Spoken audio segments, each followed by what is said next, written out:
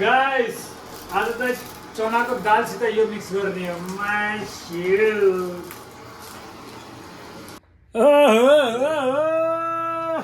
So guys finally दाल गोस ready भयो है।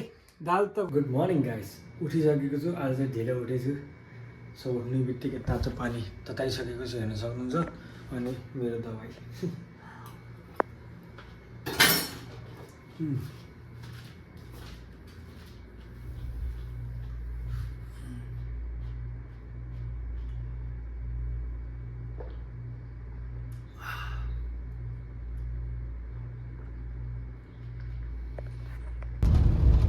साढ़े 4,000 टेर में तो यहाँ ना आसी लोग तो फोटो शूट आते। फाइनली 9 घण्टापछि छुट्टी भइसकेको छ। अब चाहिँ म सिधा रुमतिर जान्छु होला। र आज मैले खानामा चाहिँ मैले चनाको दाल अनि रोटी बनाउँछु होला। ओहो मासु अस्सलाम वालेकुम, के हाल? यहाँ और बाहिर यस्तो लास्टै भीषण गर्मी छ नि गाइस। ओहो हेर्नु त यो ड्राइभरलाई बाबा बिचरा कसरी काम गर्छ होला यति धुपमा। यार कति गाह्रो हुन्छ होला बिचरा, कठै नि। म त भगवान्लाई धन्यवाद गर्छु कि सही सलामत राम्रै छु। म किन गुनासो गर्ने है, जे छु राम्रै छु। यस्तो लास्टै गर्मी छ क्या, गाह्रो छ, एकदम गाह्रो छ।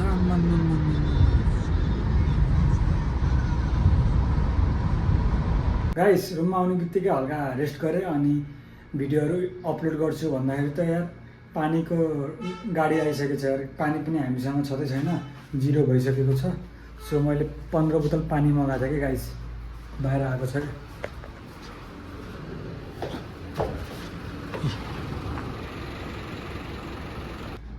यहाँ हेर्न सक्नुहुन्छ 15 बोतल पानी मगाएको। 1 2 3 4 5 6 7 8 9 10 11 12 13 यताभित्र 14 15 थाक यार गाइस, गाह्रो छ, गाह्रो परदेशी लाइफ। हाम्रो ढोकाको पछाडि के, यो ढोकाको पछाडि हेर्नु न, यहाँ बिरालोहरूको बच्चा क्या कति लुकेर बसिरहेको छ क्या। खोइ कहाँबाट आए, बाहिर त लास्टै घाम छ नि। सो त्यही भएर म चाहिँ यो सबै बिरालोको बच्चाहरूलाई भर्याङको तल राखिदिन्छु क्या, यताको तल। किन एकदम चिसो हुन्छ क्या, किनकि उहाँ पानीको काम हुन्छ नि धेरै। त्यसको लागि चिसो हुन्छ, तिनीहरूलाई म उयो गरेर राखिदिन्छु। बिचरा एउटाको त आँखा पनि देखेको छैन, यो कस्तो लुकेर बसिरहेको छ हेर्नु न। एउटा हेर्नु यहाँ ढुङ्गाको पछाडि।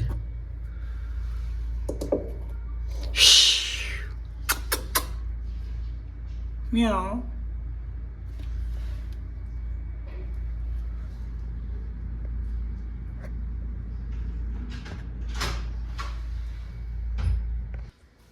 अब चाहिँ खाना बनाउँछु होला गाइस। भिडियोहरू त एडिट गरेर पनि अपलोड गरिसकेको छु। खानामा चाहिँ आज मैले पहिले भनिसकेको छु तपाईँलाई, आज मैले चनाको दाल बनाउँछु। सो हेर्नु सक्नुहुन्छ अलरेडी मैले भिगाएर राखिसकेको छु। अनि यसमा चाहिँ मैले के मिक्स गर्छु थाहा छ हजुरलाई?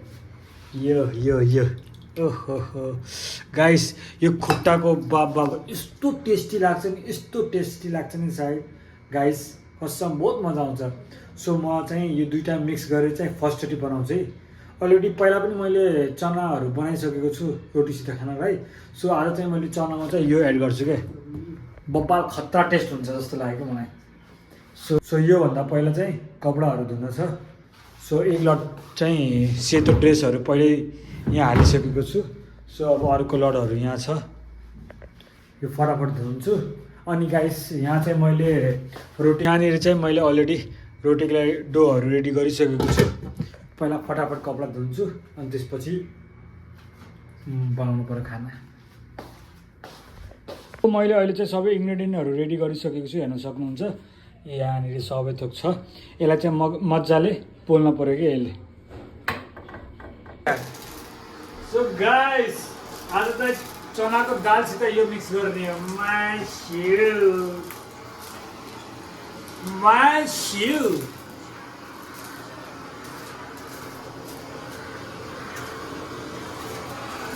हो गया।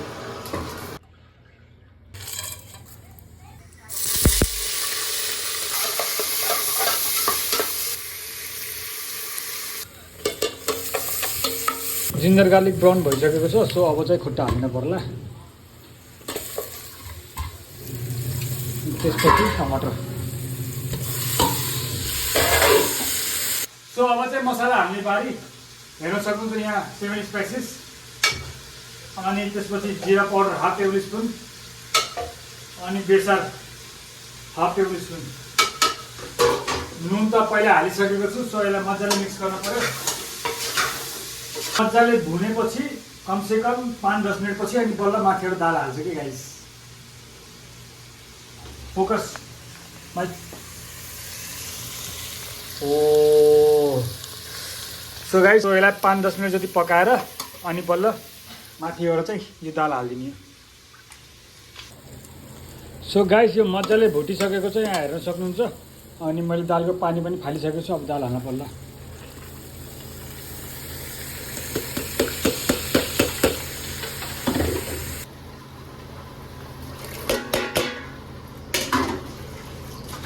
मजाले पानी हाल्नु पर्यो। यसलाई मजाले मिक्स गर्नु पर्यो मजाले। सो गाइस अब चाहिँ यसलाई ढक्कन ढाकेर मजाले सिटी लगाइदिनु पर्ला। सो यो रेडी भएपछि बल्ल हजुरहरूलाई देखाउँछु है। सो अब चाहिँ रोटी बनाउन लागेको छु गाइस। हेर्न सक्नुहुन्छ मजाले। सो अब चाहिँ यसलाई मजाले फुलाउनु पर्यो गाइस। हेरौँ फुल्छ कि फुल्दैन। वाह गाइस मजाले फुल्यो है रोटी त। जाबो एउटा बुढी त मैले त खाना पकाइ पालिदिन्छु। हेरौँ न।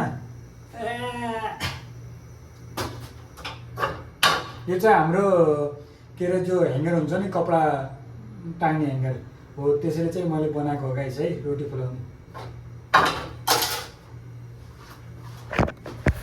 गाइस 17-18 पिस रोटी बनाउँदा पनि के साह्रो पसिना निस्केको हेर्नु न। पुरा चाकभरि पसिना छ यार। सो गाइस रोटी चाहिँ रेडी भइसकेको छ। यो फाइनल रोटी हो। अनि त्यसपछि दाल चाहिँ उता रेडी हुँदैछ। बस खानियो माइस्यो। सो गाइस फाइनली रेडी भइसकेको छ। हेर्न सक्नुहुन्छ। र यो प्याज हालिदिन्छु माथिबाट डेकोरेसनको लागि। ओ माइस्यो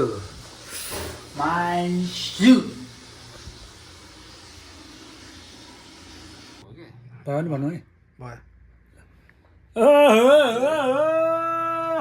सो गाइस फाइनली दाल गोस रेडी भयो है। दाल त गोस भन्न मिल्दैन तर पनि भनिहालौँ। खुट्टा र दाल माइस्यो। वाओ ल भयो एउटा फोटो। सो फाइनली अब चाहिँ हामी खानाको तर्फ लागिसकेको छौँ। त्यो चाहिँ हेर्न सक्नुहुन्छ।